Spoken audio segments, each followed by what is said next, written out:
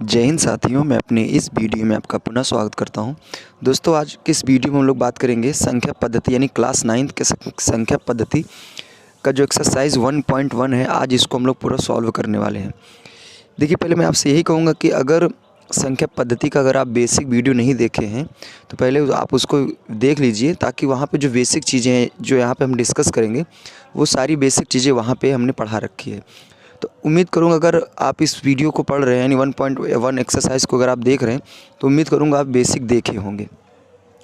तो आइए शुरू करते हैं। एक्सरसाइज 1.1 का पहला क्वेश्चन है कि क्या शून्य एक परिमेय संख्या है? क्या आप इसे p/q के रूप में लिख सकते हैं, जहाँ p और q एक पूर्णांक संख्या हो और q का मान 0 नहीं होना चाहिए।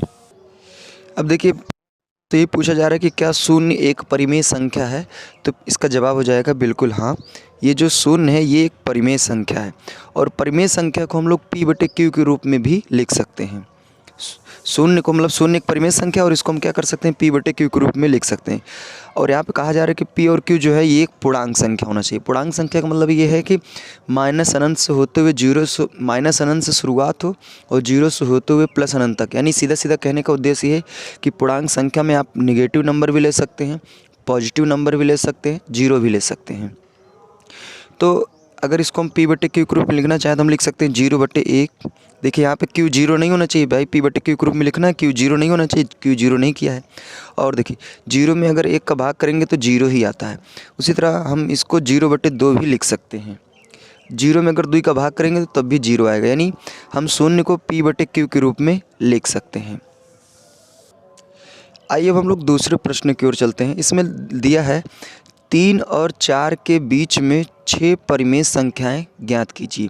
तो देखिए, इसका तरीका ये है, जितनी संख्याएं ज्ञात करना, जैसे मान लीजिए हमको 6 परिमेय संख्याओं को ज्ञात करना है, तब हम यहाँ पे लिखेंगे 6। जितनी संख्याओं को ज्ञात करना उसको लिखिए, फिर उसमें आप क्या करिए, 1 जोड़ दीजिए। तो 1 जोड़ेंगे तो यहाँ पे आएगा 7। अब देखिए यहाँ पे जो 2 संख्याएं जिनके बीच मुझे ज्ञात करना है, तो इनमें क्या करना है, इनमें जो आता है जोड़ने पर, उसी को हम क्या करते हैं, ऊपर नीचे गुणा कर देते हैं। उसी तरह 4 में भी हम क्या करेंगे, 7 का ऊपर नीचे गुणा कर देंगे। तो इसका गुणा हो जाएगा तो जाएगा 21/7 और इसका हो जाएगा 7×4 28/7। तो हमको क्या करना है, 21/7 और 28/7 के बीच में लिखना है। तो यहाँ मैं लिख सकता हूँ 22/7, 23/7, 24/7, 25/7 और 26/7। 1 2 3 4 5, एक और लिख सकते हैं 27/7। तो यहाँ पे मैंने लिख दिया 3 और 4 के बीच में। देखिए ये जो मैंने 22/7, 23/7, 24/7, अगर इनका आप भाग करेंगे तो ये भाग 3 और 4 के बीच में ही आएगा। तो यहाँ पे मैंने 3 से 4 के बीच में 6 परिमेय संख्याओं को लिख दिया। अब तीसरे क्वेश्चन की ओर चलते हैं। तो इसमें ये कहा गया है कि 3/5 और 4/5 के बीच में 5 परिमेय संख्याओं को लिखना है। तो यहाँ पे 5 परिमेय संख्याओं को लिखना है, तो 5 लिखिए, 5 में 1 क्या करिए, जोड़ दीजिए, तो बराबर में आएगा 6। अब आप क्या करिए, 3/5 में ऊपर नीचे 6 का गुणा कर दीजिए और उसी तरह 4/5 में भी आप क्या करिए, ऊपर नीचे 6 का क्या करिए, गुणा कर दीजिए। तो इसका इसमें आप गुणा करेंगे तो जाएगा 6×3=18 और ये जाएगा नीचे 6×5 = 30। यहाँ हो जाएगा 6×4 = 24 और यहाँ पर 6×5 = 30। तो हमको क्या करना है, जो संख्याओं को लिखना है वो हमें 18/30 और 24/30 के बीच में लिखना है। तो देखिए इनके बीच में आएगा, जैसे आप देख लीजिए 19/30 आएगा और 20/30, 21/30 और 22/30 और 23/30। तो 1 2 3 4 5, देखिए मैंने 5 परिमेय संख्याओं को लिखा और अगर आप भाग करेंगे इनका तो ये 3/5 और 4/5 के बीच में ही आएगा। अब आइए हम लोग चौथे प्रश्न की ओर चलते हैं। चौथा प्रश्न में इसमें हमको क्या करना है, सत्य और असत्य बताना है, साथ ही कारण सहित बताना है। तो नीचे दिए गए कथन में सत्य और असत्य बताना है, कारण सहित उत्तर देना है। तो पहला नंबर ये प्रश्न है कि प्रत्येक प्राकृतिक संख्या पूर्ण संख्या होती है। तो इसका जवाब हो जाएगा सत्य। अब ये सत्य कैसे होगा, इसको जानते हैं। देखिए प्राकृतिक संख्या जो होती है वो 1 से स्टार्ट होती है, 1 2 3 और डॉट डॉट ये अनंत तक जाती है। और जो पूर्ण संख्या होती है वो 0 से स्टार्ट होती है, 0 1 2 3 ऐसे डॉट डॉट अनंत तक जाती है। अब देखिए यहाँ पे ये जो इसमें कहा जा रहा है कि प्रत्येक प्राकृतिक जो संख्या होती है वो पूर्ण संख्या होती है। तो जाहिर सी बात है, देखिए प्राकृतिक संख्या किससे स्टार्ट होती है और ये पूर्ण संख्या 0 से स्टार्ट होती है।